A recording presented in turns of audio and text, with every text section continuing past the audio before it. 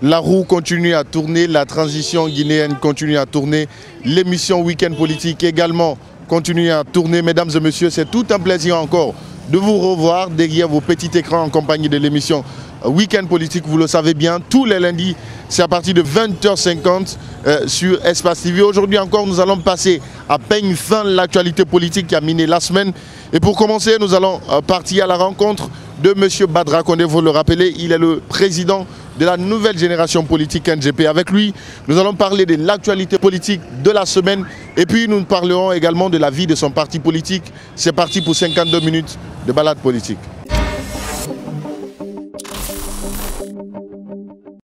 Vous êtes dans Week-end Politique et nous sommes avec le président de la nouvelle génération politique NGP, M. Badra Condé nous reçoit chez lui ce matin. M. Condé, bonjour. Bonjour mon cher frère. Merci d'avoir accepté notre invitation. Merci de m'avoir invité. Avec lui, nous allons passer au fin l'actualité politique qui a miné cette semaine. J'ai donc envie de poser la première question. Peut-être elle me semble toute simple. Est-ce que M. Badra Condé pense que la transition se porte bien aujourd'hui? Non, la transition guinéenne ne se porte plus bien. La transition guinéenne a pris un coup. Ouais. Qu'est-ce qui vous amène à dire que la transition guinéenne ne se porte plus bien? Parce qu'on sait quand même que le NGP était beaucoup plus proche du CNRD. Qu'est-ce qui aujourd'hui est à la base de ce retrait, entre guillemets, de la NGP, des pas peut-être du CNRD? Écoute, pour cette question, j'aurais deux réponses. La première réponse, la transition ne se porte plus bien parce que la transition adopte à date les mêmes systèmes que l'ancien système qui a été victime du coup d'État par eux-mêmes. Voilà. Donc la seconde réponse, c'est que nous avons senti certaines incohérences. C'est ce qui nous a amené à s'interroger, à se poser des questions, à dire est-ce qu'il faut aller comme ça ou est-ce qu'il faut attendre, il faut rappeler à l'ordre. On a fait le choix de rappeler à l'ordre parce que nous sommes de la CPR. La CPR, c'est la coalition des partis politiques pour la rupture qui s'est inscrite dans la logique d'aider à une transition, pour une transition réussie. Mais bon, écoute, on a été invité à la mise en place du cadre de concertation. Le lancement s'est fait au Palais du Peuple, au Palais de Mohamed V. Écoute, on a participé à ce lancement, on a entendu beaucoup de discours. Et après le cadre, il y a une seconde rencontre qui a eu lieu. Cette rencontre était une rencontre d'information. Ce jour, on nous a permis de savoir les propositions des uns et des autres qui étaient sur question de délai. Et puis, pour terminer, il a été prévu de mettre en place, d'organiser, n'est-ce pas, un cadre de concertation qui réunissait, je pense, 33 personnes de toutes les corporations pour pouvoir, n'est-ce pas, se pencher sur toutes les questions qui devraient se gérer là. Mais à notre grande surprise, c'est le président envoie à la télé 2 jours après cette rencontre pour faire passer une proposition de délai de 39 mois.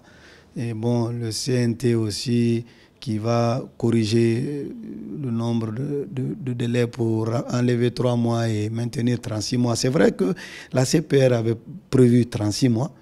Malgré ça, nous, on a trouvé que ce n'était pas la bonne manière, ce n'était pas la meilleure façon de faire parce qu'il fallait plutôt laisser ce travail se faire par le cadre de concertation qui avait été prévu être mis en place, ce qui n'a pas été. Donc à partir de là, on a senti comme de la manipulation derrière, nous amener à des réunions, sortir nos images, faire croire que nous sommes un soutien et tout ça. C'est faux, nous on n'a pas soutenu. Nous on était dans la dynamique de pouvoir aider la Guinée à sortir de tout le problème qui est là aujourd'hui, d'aller dans une transition exceptionnelle qui pouvait être une transition à tous les niveaux réussis, ce qui n'a pas été le cas. Aujourd'hui, vous venez à peine de le dire en prologue que le CNRD renoue avec les pratiques de l'ancien système. La question que j'ai envie de poser, parce que vous avez été beaucoup plus proche aussi du président, même si ce n'est pas en tant que gestionnaire, est-ce que vous pensez aujourd'hui que c'est le pouvoir qui a changé l'homme ou que c'est l'entourage? Je n'ai pas été proche du président, jamais je n'ai été proche du président. Nous nous sommes rencontrés une fois. On a discuté en tête à tête. Mais bon, à part ça, je ne le connais pas.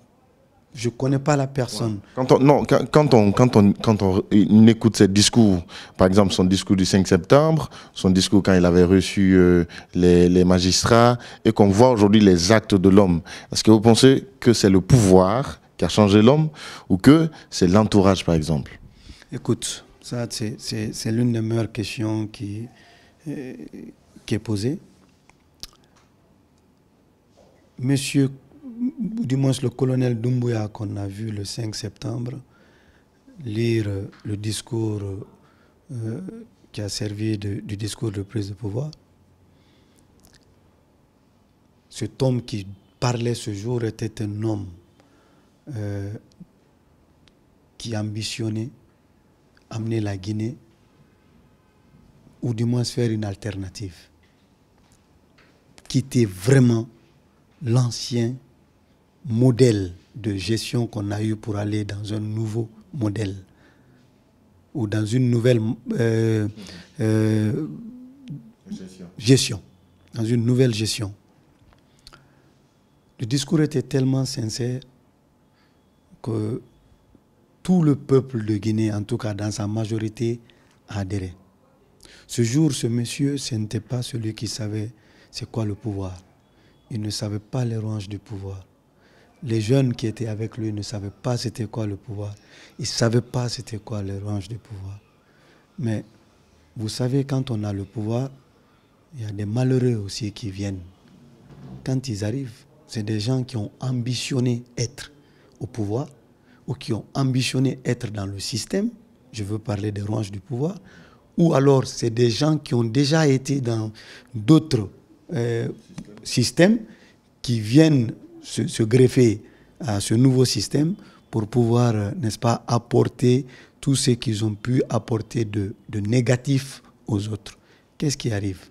On l'interpelle pour lui dire, Monsieur le Président, faites attention, des discours comme ça, il faut arrêter, il faut faire ci, il faut faire ça, vous êtes le chef, vous devez tout ça. Voilà, des discours comme ça rendent après une personne, voilà, ça lui crée des problèmes.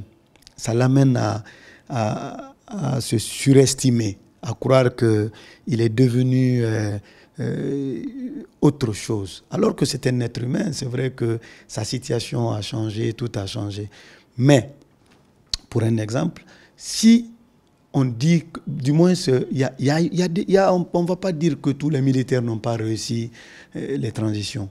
Il y a un militaire qui l'a réussi tout près de nous, il s'appelle ATT. ATT est venu en 11 mois, 12 mois, il a fini, il est parti.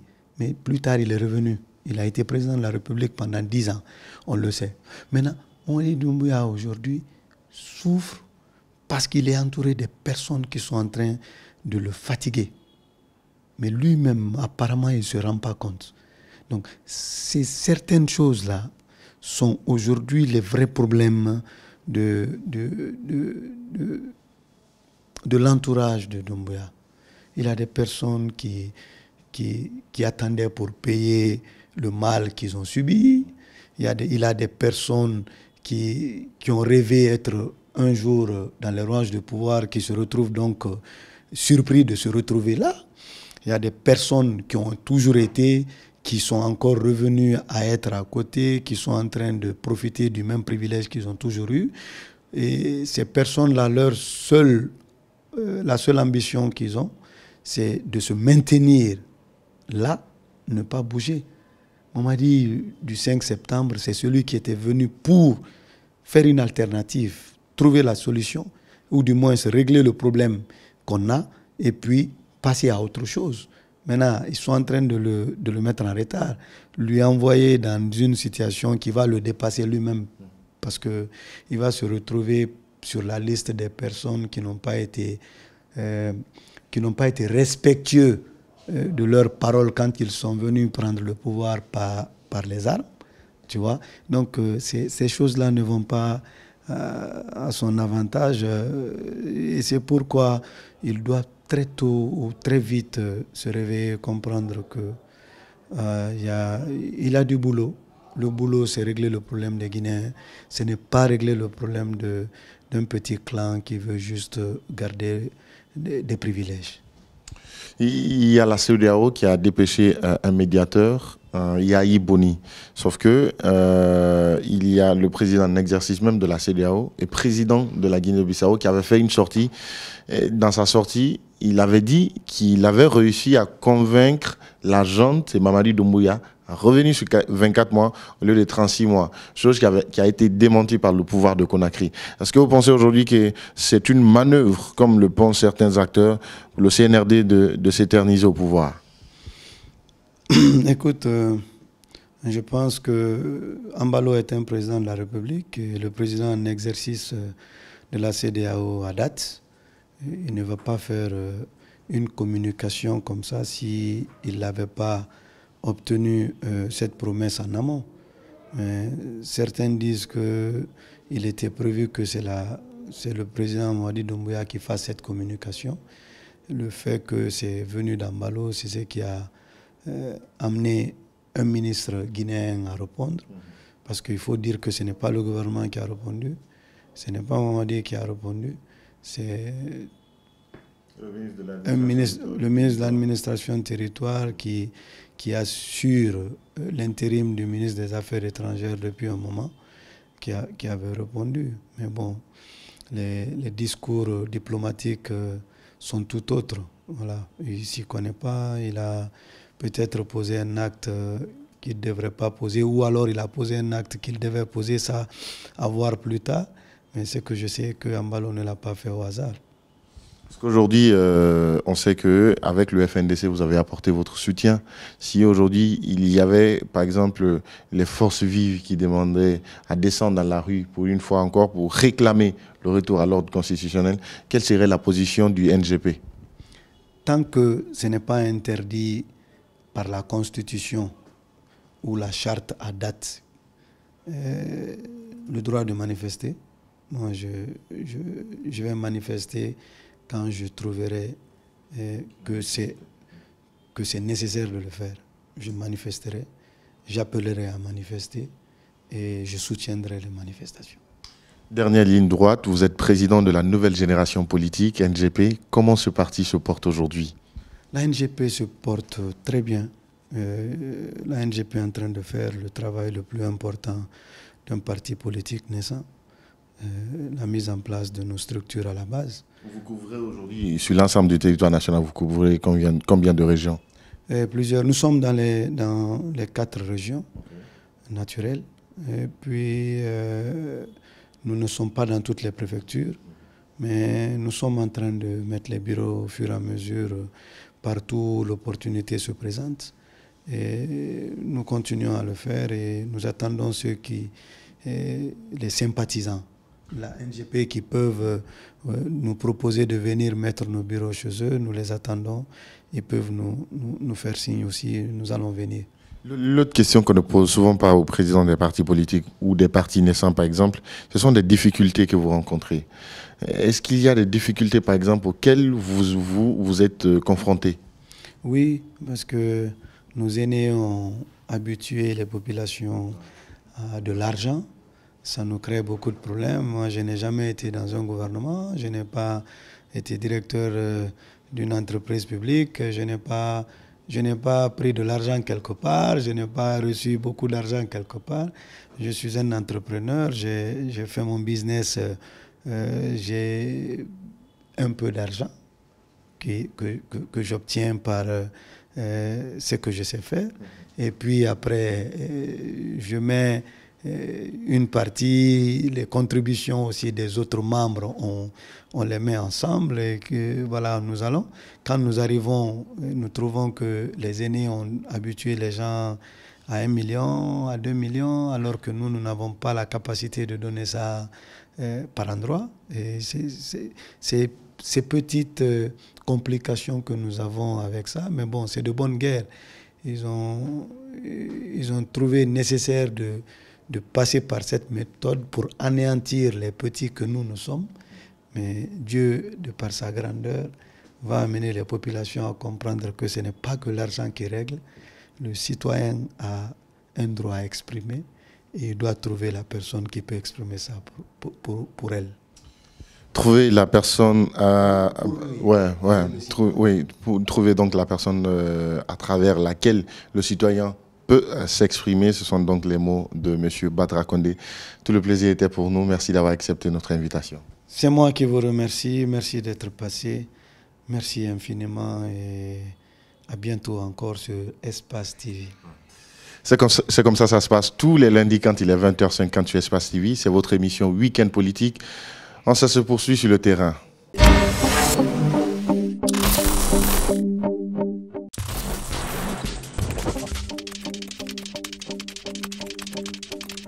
Bonjour Félix, bonjour à tous. Nous sommes avec Dr Ousmane Doré, président du parti Mouvement National pour le Développement. Avec lui, nous allons camper l'actualité politique de notre pays, notamment le délai de la transition qui fait toujours bruit, mais aussi la crise sociopolitique avec l'arrestation des membres du FNDC, mais aussi la descente musclée des forces de l'ordre sur l'axe. Bonjour et bienvenue.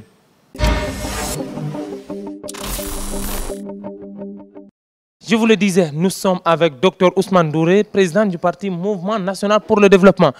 Bonjour. Bonjour, M. Barry. Bonjour à vos téléspectateurs. Aujourd'hui, est-ce qu'on peut parler vraiment? Est-ce que le CNRD a réussi sa mission avec toutes les promesses que les Guinéens avaient, avec toutes les promesses, ou bien avec toute l'ambition que la jeunesse guinéenne avait? Est-ce qu'on peut dire qu'elle a réussi sa mission après une année? Bon, sa mission est en cours, puisqu'on est encore dans la transition. Le bilan à une année. Le bilan à une année, bon, écoutez, ça dépend de comment vous voyez le verre, à moitié plein ou à moitié vide. Moi, je pense qu'il y a eu quand même des actes positifs, hautement positifs, qui ont été mis en œuvre. On se rappellera de la libération des prisonniers politiques. Ils sont répartis en prison. Hein? Bon, écoute, on revient sur ça. Vous vous rappelez aussi de l'appel à la réconciliation, au lancement de ces assises pour essayer d'ouvrir une porte à tout un chacun de s'exprimer. Il est clair que on peut regarder les réformes, par exemple, qui ont été engagées et qui ont commencé à créer des doutes dans l'esprit de certains. Mais moi, je pense que ces réformes-là, qui sont de nature à aussi imprimer une dynamique de changement dans le pays, étaient nécessaires. Et je crois d'ailleurs tout le monde a salué. La mise en place de la CRIEF a été saluée par tous les acteurs politiques et sociopolitiques. Et peut-être la mise en œuvre de l'action de la CRIEF a frustré certaines personnes, mais nous voulons regarder les actions là, pas dans les petits détails, parce que il est clair que la forme importe, mais il est important d'avoir une vue de hauteur sur ces choses-là. Parce que, est-ce qu'on a besoin de tuer la CRIEF parce que certainement une des approches n'a pas marché ici et là, ou faut-il quand même accepter que nous voulons une justice indépendante qui soit la boussole de toutes nos activités. Et en ce moment, avoir cette confiance en la justice. Il me semble que c'est des réformes qui ont traîné. C'est ces mêmes acteurs politiques que nous sommes. On avait lancé des appels à l'ancienne administration pour même la mise en place de la haute cour de justice. Bien évidemment. Après, on a parlé de crimes de sang. Cette CRIEF s'en est saisie. On a parlé aussi de poursuivre les gens pour ça. Alors, vous prenez ça, vous prenez aussi la question de la refondation de l'État, qui est controversée dans certains milieux. Il me semble que tout est parti du début de la transition. Quand les gens jettent un dévolu, c'est qu'ils ont mis une anticipation qui est venue après. Mais globalement, est-ce que l'attente n'était pas trop grande? Bon, ils ont été clairs. il y a eu près de 5 R qu'on a projetés au Palais du Peuple. C'était la rectification institutionnelle, la réconciliation, la refondation de l'État, le rassemblement. Tout le monde a vu ça. Ça veut dire que nous sommes venus pas pour juste les élections, mais il y a des choses à faire et qui se retrouvaient dans ces 5 R-là. Ça n'a pas été contesté. La charte a été tirée même de ça. Et c'est après, on s'est dit, bon, écoutez, nous, on veut entendre parler des élections. Oui, les élections, c'est prévu dans le cahier des charges. Faut-il maintenant dire, est-ce qu'il faut aller directement vers ces élections ou faut-il régler certaines questions? Et c'est là où tout l'enjeu se trouve, parce qu'il me semble que ce n'est pas au CNRD d'ailleurs de mener cette réforme à bout, parce que c'est continu. On ne peut pas dire qu'on fait cette refondation de l'État en quelques mois, en quelques années. Ça va être le modus operandi de toute gouvernance en Guinée. Vous entendez parler, c'est comme si le bilan était positif. Pour vous, le bilan est positif? Je me dis, en regardant le big picture, c'est-à-dire l'ensemble, nous avançons. Il faut voir les choses dans cette immensité. Il y a bien sûr des ratés, parce que ceux qui sont à la gestion du pouvoir, vous allez prendre même certains d'entre nous pour les mettre là, peut-être qu'on n'aurait pas fait autrement que ça. Je veux dire simplement, c'est qu'une transition, ça passe. Ça, c'est le langage politique, réellement. Vous êtes satisfait du bilan du CNRD à un an, oui ou non? C'est la question que moi j'ai. Bon, en principe, oui, parce que le pays, de toutes les façons, n'est pas en train de chavirer. Il n'est pas en train de chavirer, on a déjà enregistré. Il y a une crise. Mais cette crise... Voilà. Le pays n'est pas en train de chavirer. Je vais vous dire, c'est que la notion de crise est mal comprise. Crise, en fait, étymologiquement, ça vient du mot grec krainen, ça veut dire se séparer. Dès qu'il y a crise, ça veut dire qu'il y a deux choses qui se séparent. Et qu'est-ce que ça donne? Ça donne l'opportunité à quelque chose de s'infiltrer. Donc une crise, en réalité, c'est une aubaine, une opportunité pour les Guinéens de se regarder et de comprendre que maintenant, il faut faire face aux réalités de la Guinée. Donc moi, je pense que dire que nous sommes en crise, donc il y a un échec, je veux rester optimiste sur le devenir de cette nation pour dire que oui, on a assisté à toutes ces situations que j'ai sévèrement condamnées, les violences, les morts d'hommes, mais il faut se ressaisir. D'accord, justement par rapport aux morts d'hommes, on va revenir sur ça, sur la manifestation du FNDC. Aujourd'hui, quel est le regard du MND par rapport à ces manifestations qui ont coûté la vie à beaucoup de jeunes, parce qu'il y a déjà plus de 3 personnes, donc on parle de plusieurs jeunes, et des dégâts matériels importants, réellement. Aujourd'hui, quel est le regard du MND? Bon, c'est un regret, c'est un regard, franchement, je vais vous dire, de déception, parce que nous n'avions jamais pensé que on allait revenir à ces vieux démons où vraiment une partie de la Guinée s'est mise contre une autre. Nous avons pensé, quand il y a eu ce changement le 5 septembre, que ça aurait été une marche apaisée et qui rassemblerait tout le monde. D'ailleurs, c'est le terme que moi j'ai retenu dans leur discours d'ouverture, le rassemblement des Guinéens. Alors, j'ai condamné ces violences, je pense que ça n'a pas besoin d'être. Et comment on est arrivé à ce niveau? Moi, je pense que d'abord, il faut reconnaître que le droit de manifester est consacré dans toutes nos, je veux dire, dans toutes nos lois. Je pense que l'interdiction de manifester, bien entendu, devait ne pas être cette décision en ce moment-ci. On devait peut-être faire appel à tout un chacun, faire appel à la conscience patriotique même de tout un Guinéen, de tous les Guinéens, pour qu'on puisse se mettre autour de la table. Donc vous avez ça, bon, bien entendu, juste parce que j'ai le droit de manifester, ça ne signifie pas que je dois pouvoir aller et faire ce qui s'est passé dans cette cité.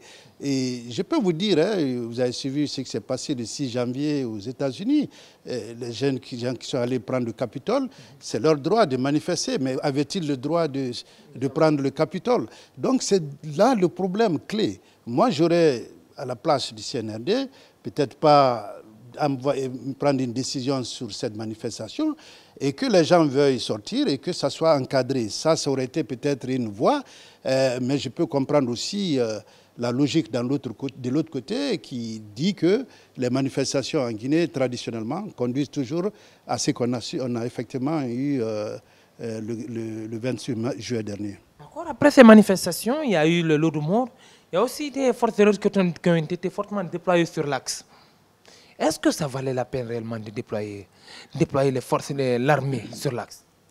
Bon, il faut comprendre l'État dans sa mission régalienne. Si l'État ne réagit pas devant une situation aussi, je ne dirais pas barbare, mais en tout cas une situation qui était déplorable, c'est vous-même, c'est-à-dire c'est la communauté qui s'en prendrait à l'État pour... La gendarmerie, la police. Bon, je veux dire, ceux-là, les forces de l'ordre, sont tenus de prendre des responsabilités pour éviter que la situation n'aille plus loin. Et en disant ça, je ne le dis pas parce que un de vos collègues est venu ici pour penser que je suis peut-être pro-junte, mais je suis obligé d'être républicain, je suis un homme politique.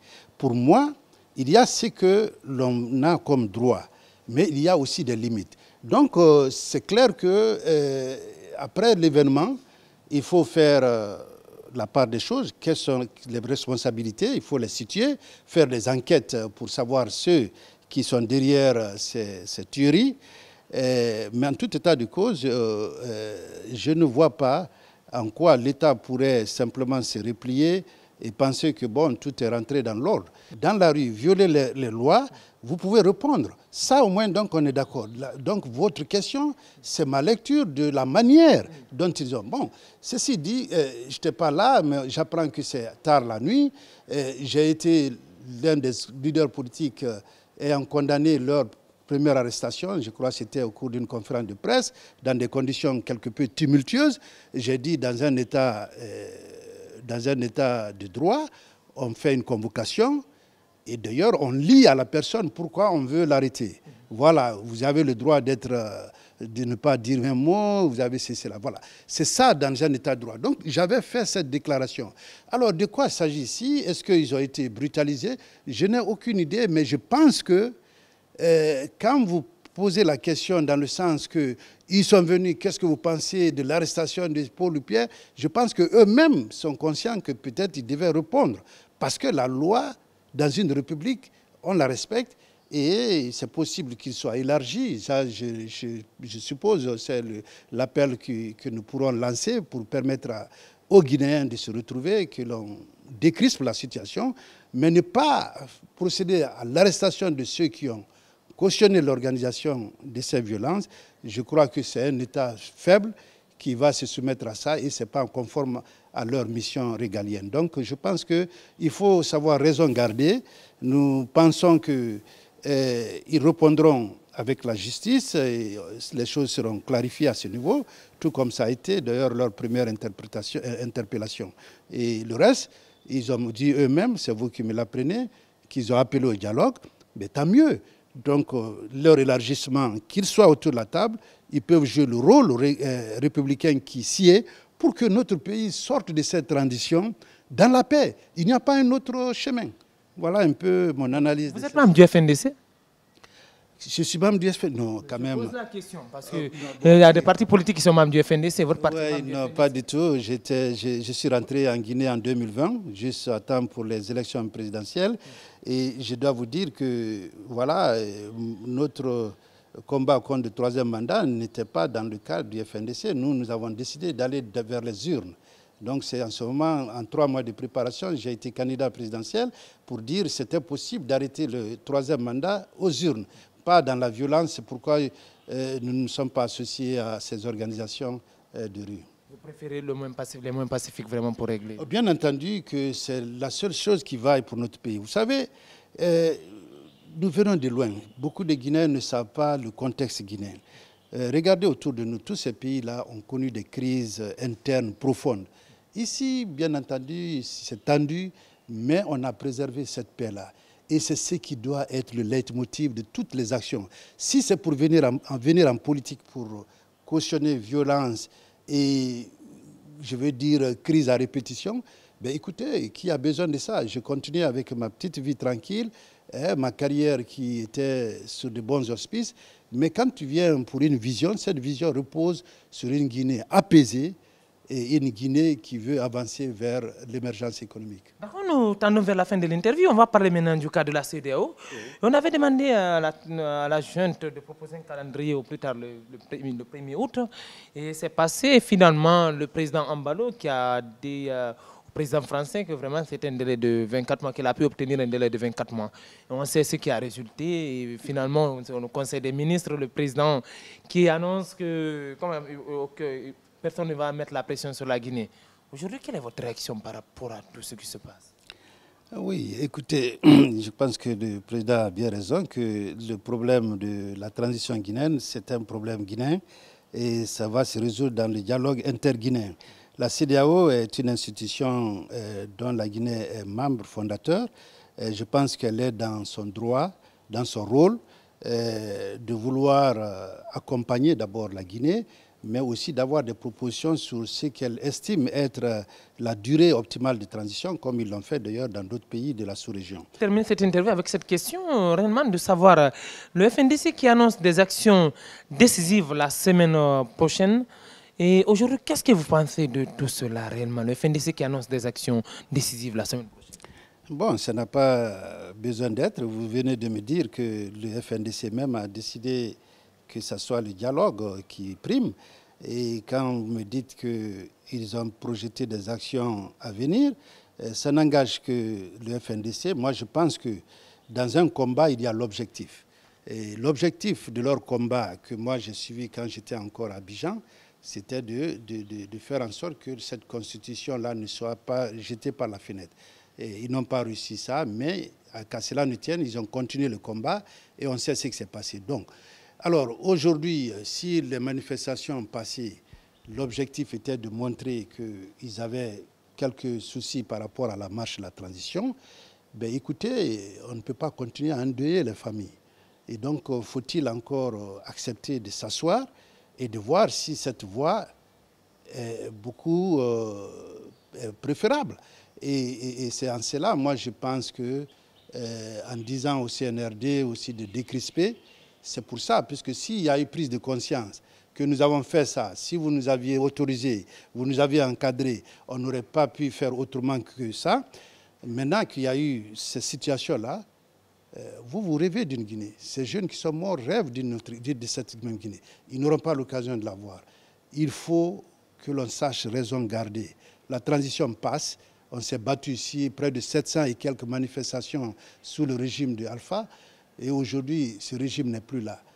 Et que dire de tous ces morts-là? C'est pourquoi, moi, je dis, c'est l'appel que je lance au FNDC sans jamais dire que je suis contre ou ceci, cela, ils sont illégaux. C'est de dire en tant que Guinéens, c'est des Guinéens comme nous. Nous voulons nous hériter une Guinée. Pas pour nous-mêmes d'abord, c'est pour les générations futures. Donc, s'asseoir, ça ne coûte rien.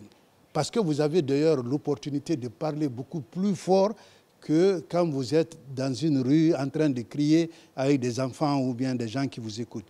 Mais je pense qu'ils reviendront à ces sentiments, que les actions envisagées, qu'ils puissent mettre ça de côté pour dire qu'il y a une autre voie. Et on va voir. De toutes les façons, c'est retourner aussi la balle sur l'autre camp. Parce que s'ils viennent dans ce dialogue, et que ce dialogue-là se trouve être un dialogue de supercherie et autres, là, en ce moment, on peut voir. Mais il faut s'asseoir autour de la table pour que vraiment la Guinée avance et qu'on arrive au bout de cette transition. Vous l'avez compris, nous étions avec Dr Ousmane Ndoré. Nous allons retrouver Félix pour la suite de l'émission.